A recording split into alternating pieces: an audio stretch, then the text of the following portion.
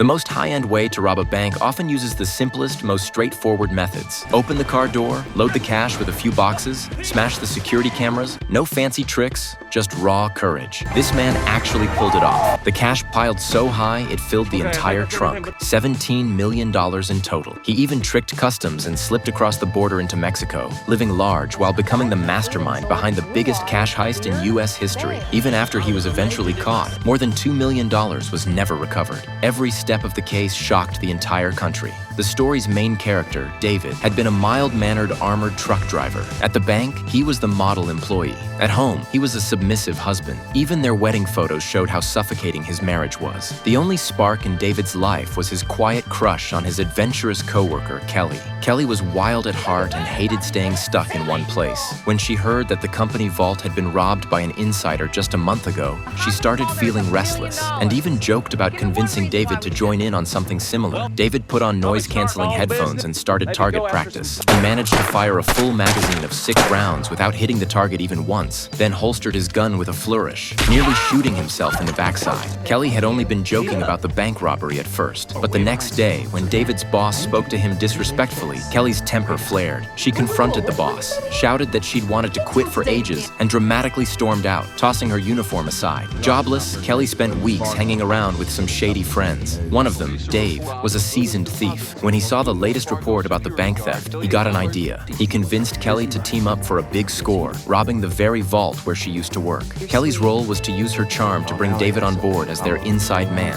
while Dave, under the alias The Carpenter, would stay in the shadows and mastermind the operation. Robbing a bank was a serious crime. David said he'd think about it, but he couldn't resist Kelly's seduction. The next day, Kelly called him and promised that if the heist succeeded, she'd run away with him. Overcome with excitement, David resolved to risk everything for love. He launched into grueling training, firearms practice, endurance drills, wilderness survival. He even copied Bear Grylls by eating a giant spider, admitting it didn't taste as bad as he'd imagined. After days of fumbling preparation, the plan was finally in motion. David clocked out as usual with his coworkers, then doubled back to the bank vault after they'd left. Nervous for his first crime, he froze for a moment. But once he opened the vault and saw the mountains of cash, adrenaline kicked in. He started hauling stacks of bills into the truck, already daydreaming about his future elopement with Kelly. Mid-robbery, a coworker who had already left unexpectedly returned to punch out. David, still loading cash, didn't hear him. The coworker followed the noise and spotted him. One look at the scene, and even a fool could guess what was happening. He threatened to tell their manager. David panicked and reached for his gun, but the coworker simply said, "You told me you weren't working overtime this weekend."